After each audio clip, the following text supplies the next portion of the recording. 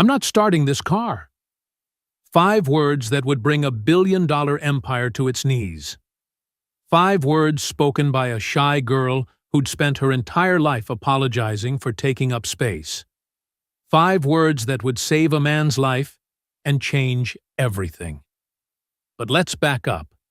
Because this story isn't really about cars or billionaires or even canceled meetings, it's about the moment when someone finally finds the courage to say, enough, and how that single act of defiance can heal wounds that seemed impossible to mend. Rachel Morgan had always been what people called a shy girl. At 26, she still looked down when walking through crowds, still whispered, sorry. When someone bumped into her, still felt her heart race when she had to speak up in any situation. But there was something most people didn't know about this quiet young woman from Utah. She could read people's souls through their eyes. It wasn't magic or mysticism. It was survival. Growing up with an alcoholic father and a mother who worked 3 jobs, Rachel had learned early that watching people's faces could mean the difference between safety and danger. A glance could tell her if Dad was having a good day or if she needed to take her little brother Ben and hide in their bedroom until morning. Ben had been her protector then, despite being only 8 years older.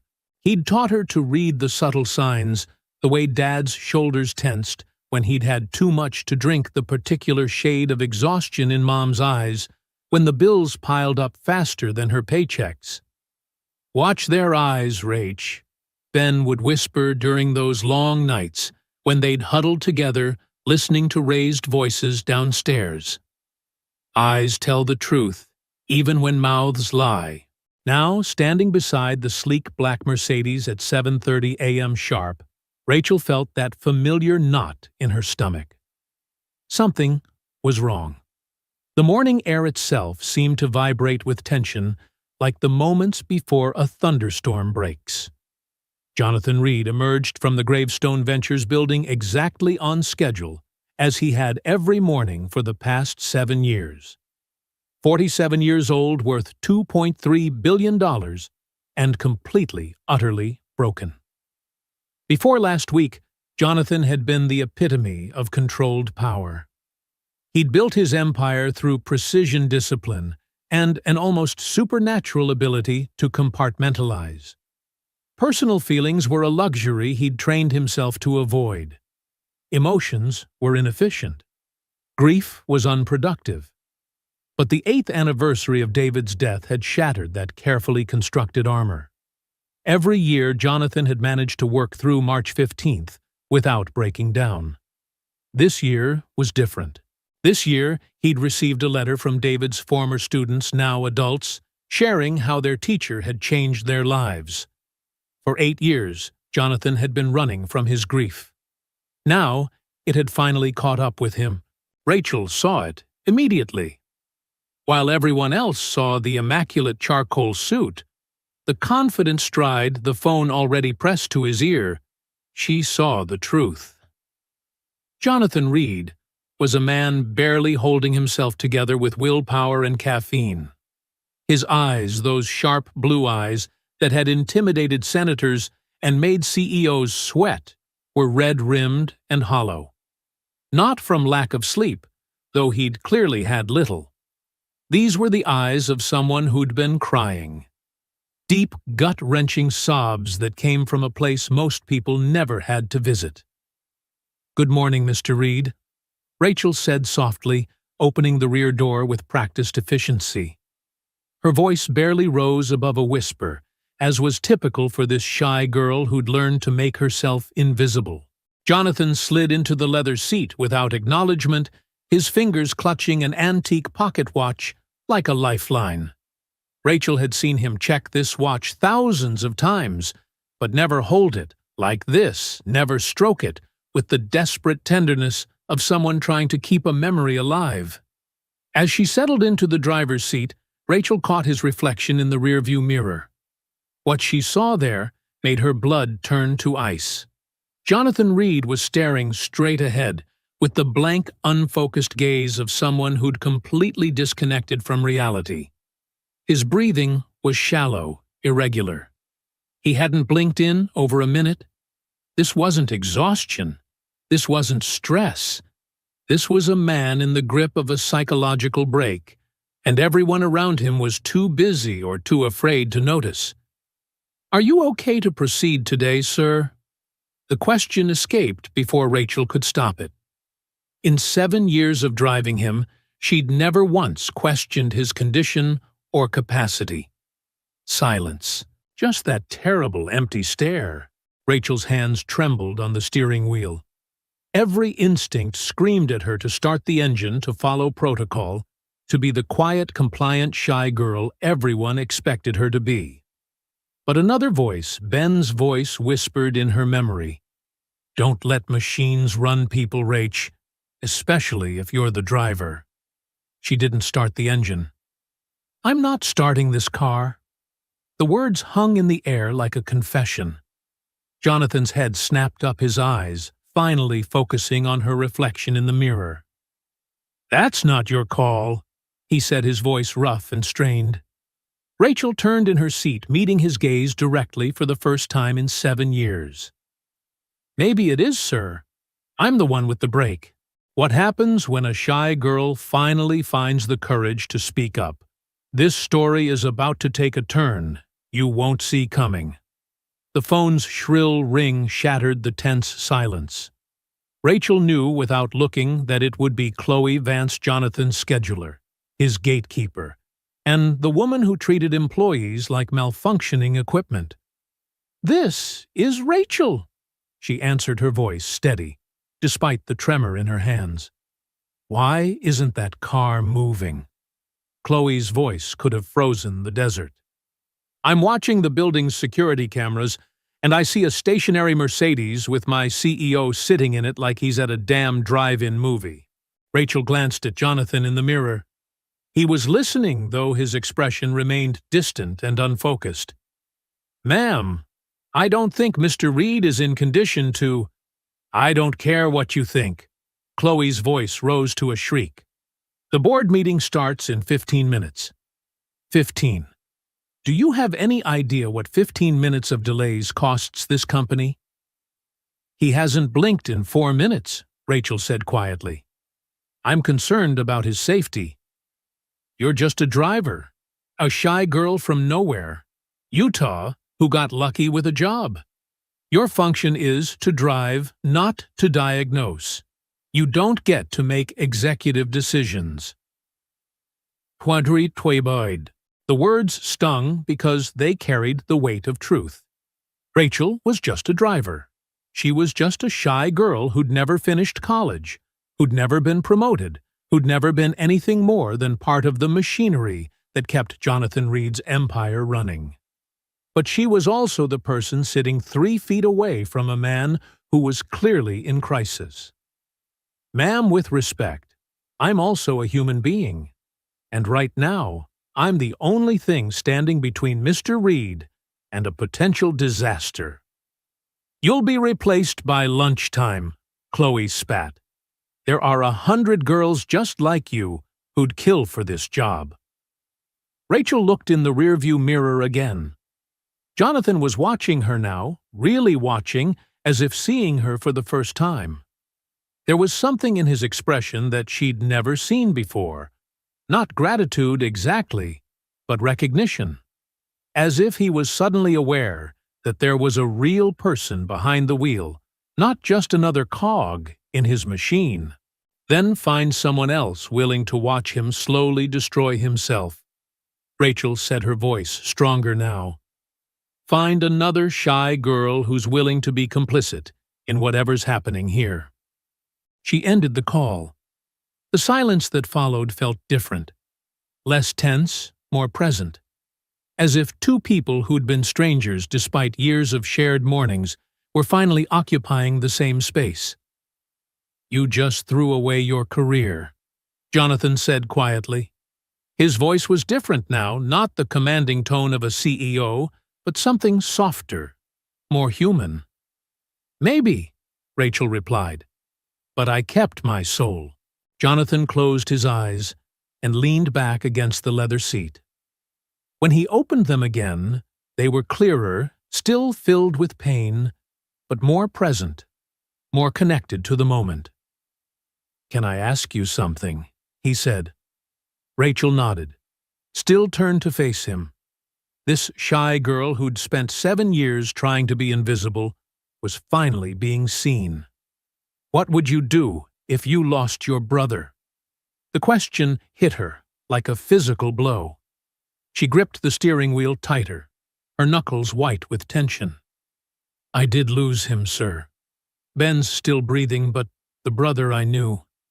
He died 8 years ago." Jonathan leaned forward, studying her face with the intensity he usually reserved for merger documents. "What happened?" "Car accident. He was driving home from his job at the youth center when he saw another accident happen right in front of him. Ben didn't hesitate, he never did. He pulled over and ran to help pull a man out of a burning car. The explosion happened when he went back for the driver." Rachel's voice was steady, but tears were streaming down her face. "The doctors said Ben's spinal cord was crushed by falling debris. They said he was lucky to be alive, but Ben didn't feel lucky. For months he blamed himself for not being faster, for not saving the driver too.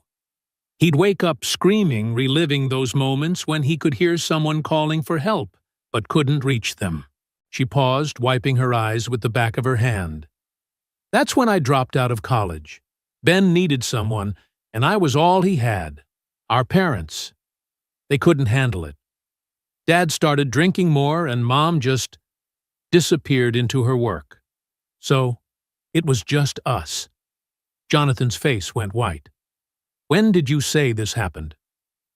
"March 15th, Highway 89, at the Miller Street intersection." "Why?"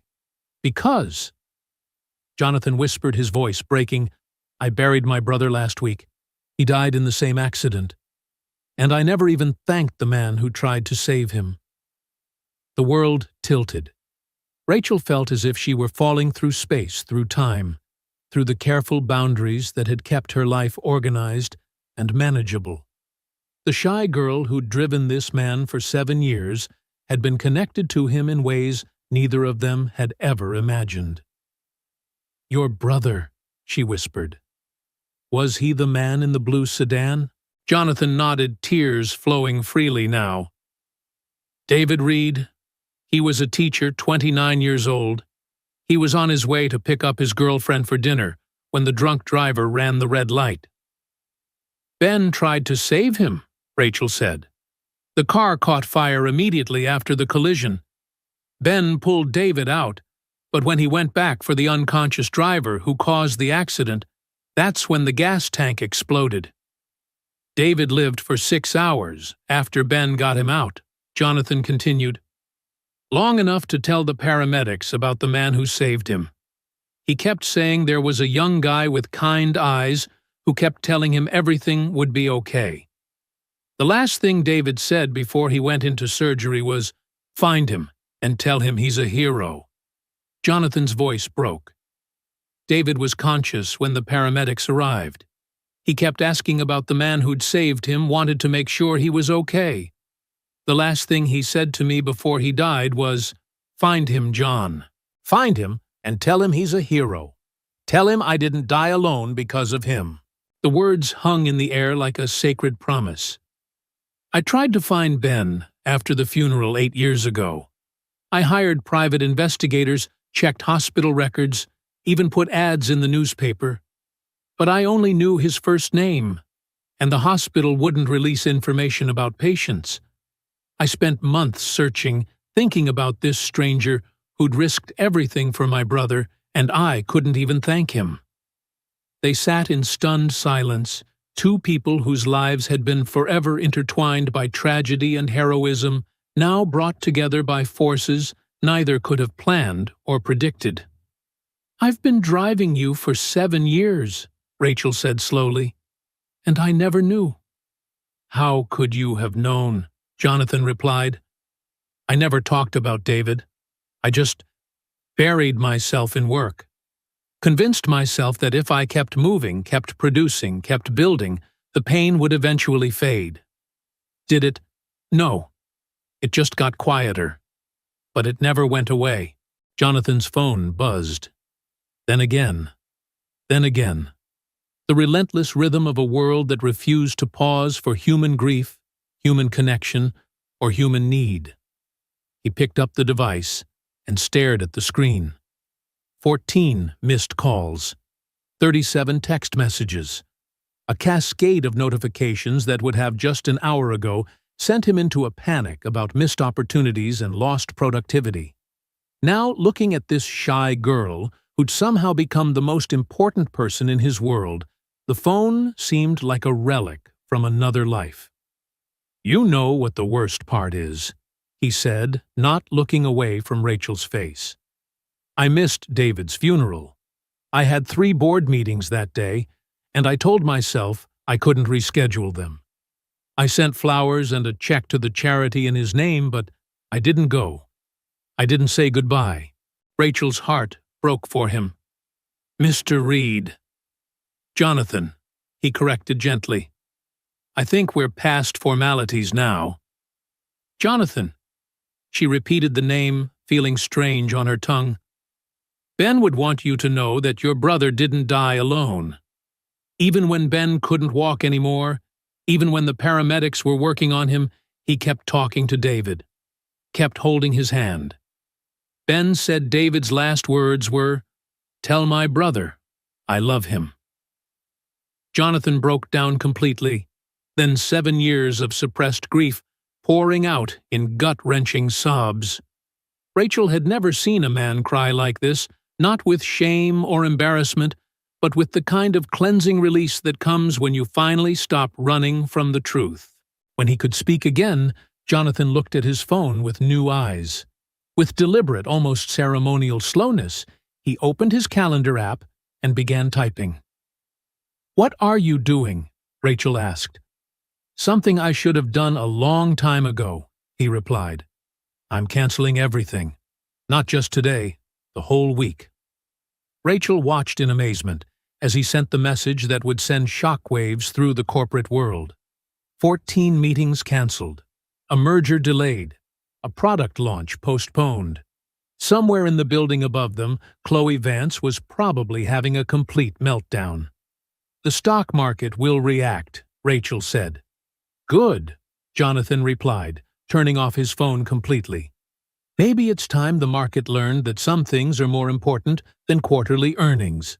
He looked at this shy girl who'd somehow found the courage to save his life and asked the question that would change everything. "Where do you go when the world becomes too much?" Rachel started the engine for the first time that morning.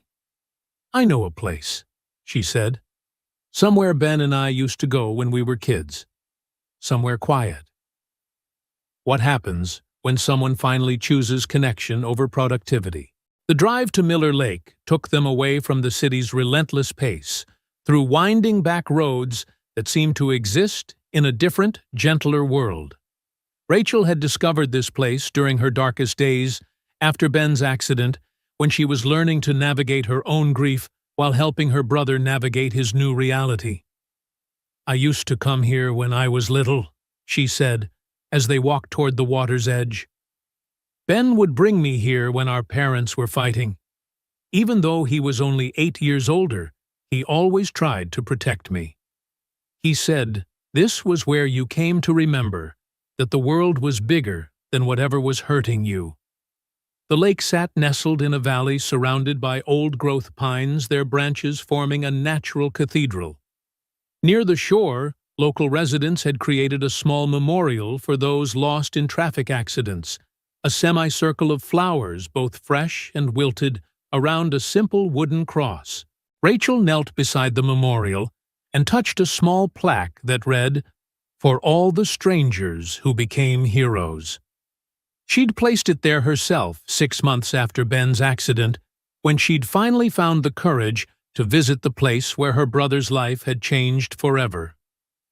"I come here every week," Rachel admitted, her voice barely audible above the gentle lapping of water.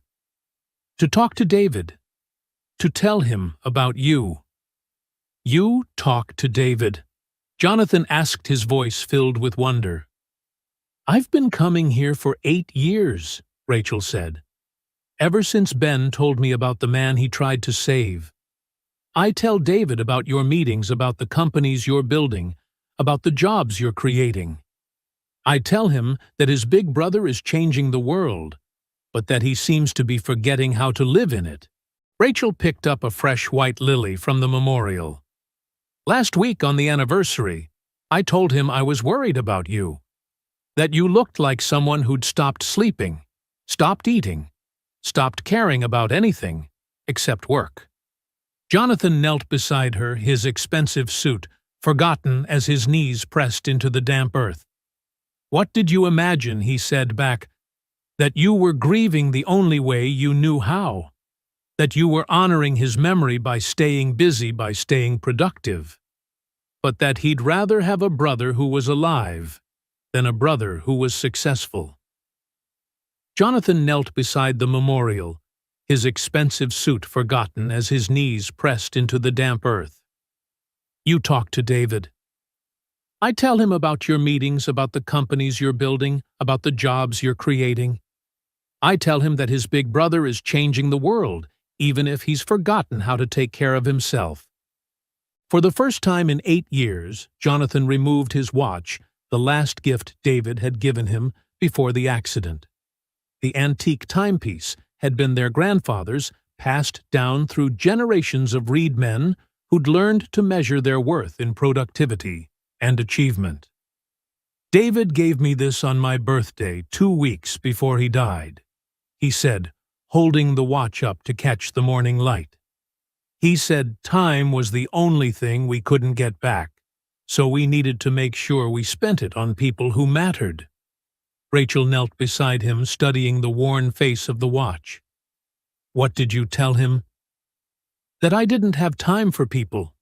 That I had a company to build, a legacy to create. That relationships were a luxury I couldn't afford." "And what did he say?" Jonathan laughed, but it came out choked with tears. "He said I was the smartest, stupid person he'd ever met. Said I was so busy building a life that I'd forgotten how to live one." They sat in comfortable silence, watching the water reflect the morning sky.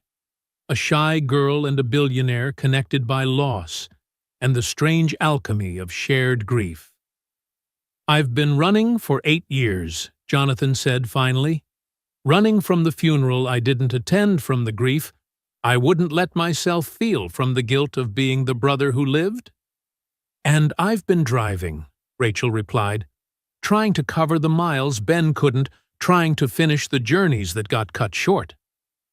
"But you're not just a driver," Jonathan said, looking at her with new understanding. "You're not just a shy girl who got lucky with a job. You're the person who saw what everyone else missed. You're the one who had the courage to stop when everyone else was telling you to go." Rachel felt something shift inside her, a recognition that she'd been hiding behind her shyness, using it as an excuse to avoid claiming her own power. "I've been afraid," she admitted, "afraid of taking up space, of being seen, of making mistakes." "And I've been afraid of stopping," Jonathan said, "afraid that if I slowed down, if I let myself feel the pain, would swallow me whole." They stayed by the lake until the sun was directly overhead, sharing stories about their brothers, about the weight of survivors' guilt, about the different ways people learn to carry love after loss. As the morning stretched into afternoon, Jonathan asked the question that had been haunting him. How do you live with it? The knowledge that someone else paid the price for your choices. Rachel was quiet for a long moment, her fingers absently tracing patterns in the sand. "You mean Ben sacrificing his legs to save David?" "I mean all of it. The randomness, the unfairness, the fact that good people get hurt while people like me, people who've been too busy to even grieve properly, keep getting richer." "You want to know what Ben told me?" Rachel said. "He said that the moment he saw that car on fire, he didn't think about the risks. He didn't calculate the odds or consider the consequences. He just saw someone who needed help, and he helped. That's who he is. Even now, even after everything it cost him. Especially now. Ben says the accident didn't change who he was. It just revealed who he'd always been. A person who runs toward danger when someone needs saving. Jonathan studied her face, this shy girl, who'd somehow become his anchor in a storm he'd been weathering alone for 7 years. And what about you? What did the accident reveal about you? That I'm stronger than I thought, Rachel said. But also, that I've been using my shyness as a shield, hiding behind it, instead of claiming my own worth. You saved my life today, Jonathan said quietly. A shy girl from Utah, who makes minimum wage, saved the life of a billionaire. How's that for claiming your worth? Rachel laughed, and the sound was like sunlight breaking through clouds. I didn't save your life. I just reminded you that you had one worth saving. Is that what you think this is? A reminder. I think, Rachel said carefully, that sometimes we need other people to show us what we can't see ourselves. Ben couldn't see his own heroism until the accident forced him to confront it.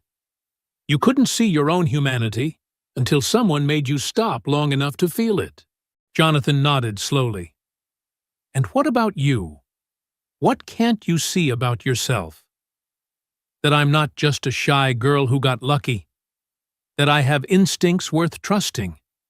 That my voice matters even when it's quiet. Especially when it's quiet, Jonathan corrected.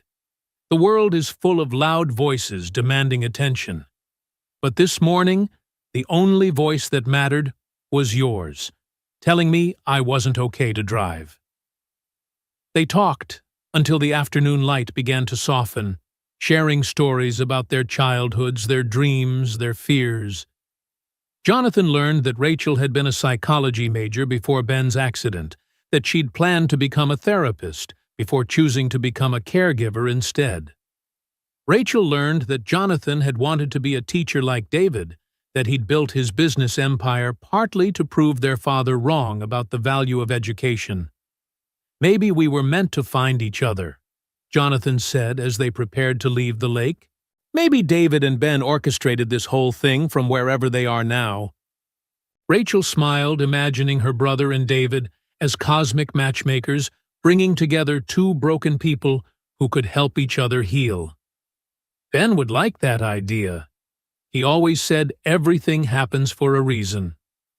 And what reason do you think this is? To teach us that we don't have to carry our pain alone, and that sometimes the most important thing we can do is help someone else carry theirs. The return to Gravestone Ventures felt like entering a different universe. The building still gleamed with corporate ambition, but somehow it seemed smaller, less important. Jonathan walked through the marble lobby with a completely different energy, not the hurried stride of a man racing against time, but the measured pace of someone who'd remembered that time was meant to serve him, not the other way around. Chloe Vance was waiting by the elevator, her face a mask of barely controlled panic. Her usually perfect hair was disheveled, her suit wrinkled from stress. She looked like a woman whose entire world had just shifted off its axis. Behind her, Rachel could see other executives huddled in small groups, their faces reflecting the same bewilderment. In the 7 years since Jonathan had built Gravestone Ventures, he'd never once deviated from his schedule. He was the machine that kept their machine running, and now that machine had simply stopped. "Jonathan! Thank God," Chloe said, rushing toward him. "I've been trying to reach you for hours. The board is in complete chaos. Henderson from the Tokyo office called 6 times. The Peterson merger is hanging by a thread. The shareholders are asking questions I can't answer." Rachel watched the interaction with new eyes. She'd always seen Chloe as the enemy, the cold efficiency expert who treated people like numbers on a spreadsheet. But now she could see the fear underneath the terror of a woman who'd built her entire identity around managing an unmanageable man, and who was now facing the possibility that her purpose might be obsolete. "No," Jonathan said simply, walking past her toward the elevator. "We don't." Rachel watched this interaction with fascination. In 7 years, she'd never seen Jonathan say no to anything work-related. The words seemed to carry a power neither of them had recognized before. "I don't understand," Chloe sputtered, following them into the elevator. "The Shanghai conference call is in 20 minutes. The quarterly projections are due." Cancel them," Jonathan said calmly. "All of it." "I can't just cancel." "Then find someone who can," Jonathan replied. "Or, better yet, ask yourself if any of it actually matters." Chloe's face went through several shades of red before settling on purple. "Of course it matters. This is your company, your legacy." "My legacy," Jonathan repeated, glancing at Rachel. "Yes, I suppose it is. And I'm deciding that my legacy won't be built on the backs of people who are too afraid to tell me when I'm destroying myself." That evening, Rachel found an email waiting in her inbox. The subject line read, "Position update, effective immediately." Her heart sank. This was it, the termination notice Chloe had promised. But as she read the message, she realized she was wrong.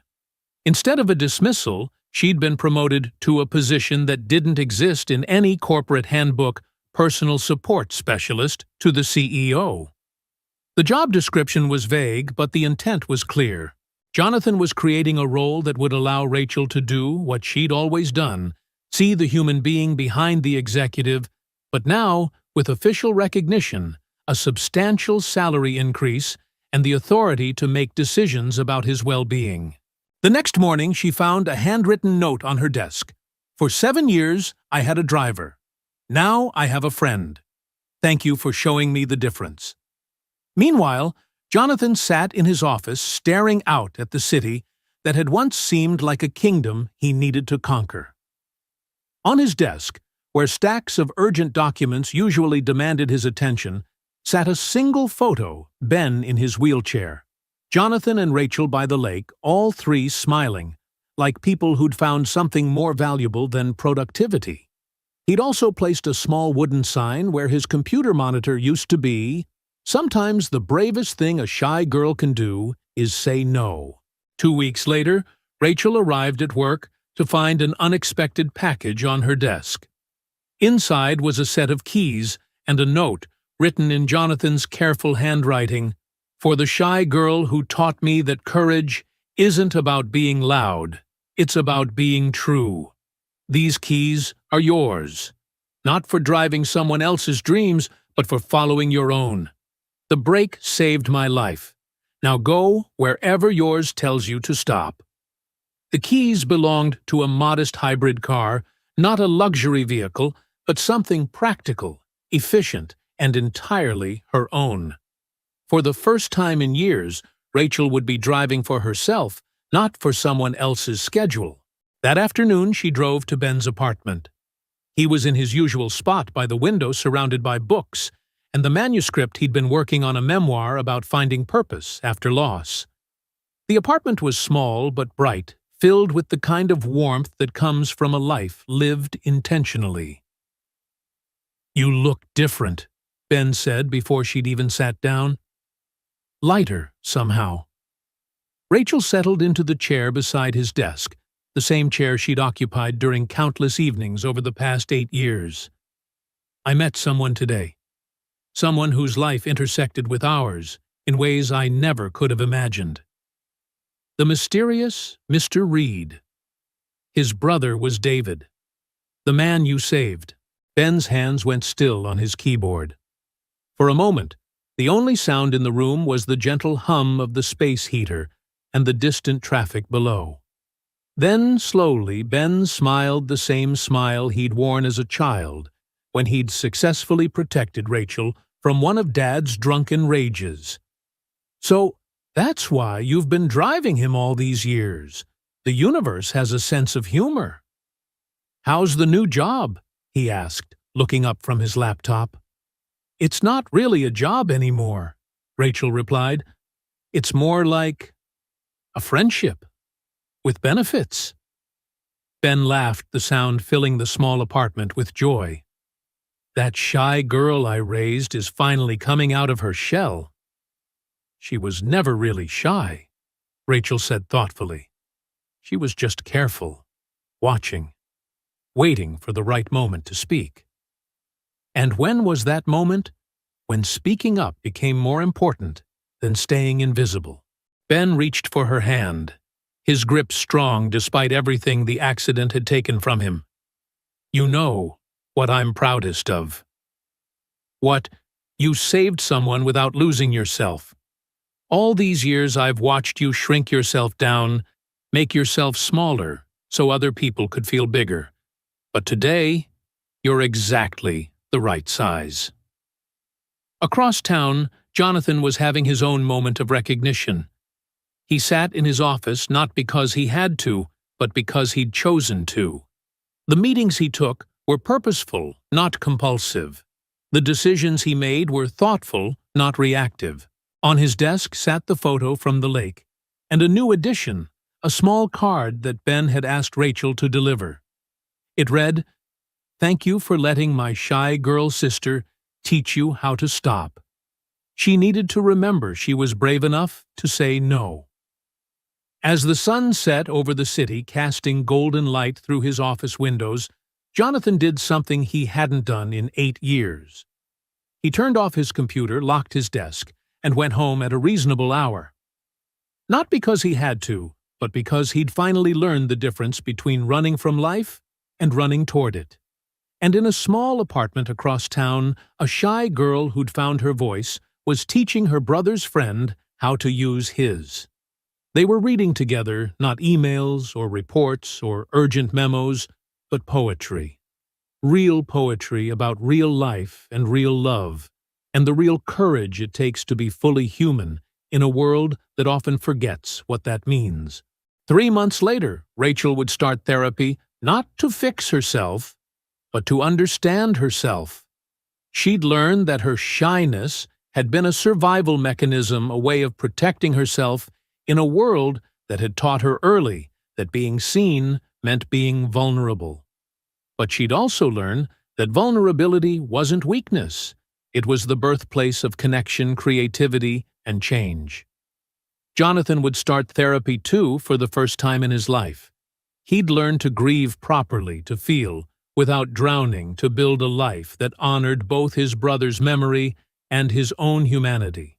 He'd discover that success without meaning was just sophisticated emptiness, and that the most important meetings were the ones that happened around dinner tables, not conference tables. And Ben would finally finish his memoir, which would become a bestseller, and help thousands of people navigate their own journeys through loss and into purpose. He'd speak at conferences, counsel accident victims, and remind the world that heroes don't wear capes, they just show up when someone needs them most. The three of them would meet every Sunday at Miller Lake, sharing stories and silence in equal measure. They'd become a family of choice, bound not by blood, but by understanding, not by obligation, but by love. Sometimes the most extraordinary thing we can do is simply be human with each other. In a world that demands we keep driving forward, the courage to stop to really see each other might be the most radical act of all. This shy girl's story reminds us that the quietest voices often carry the most power, and that sometimes saying no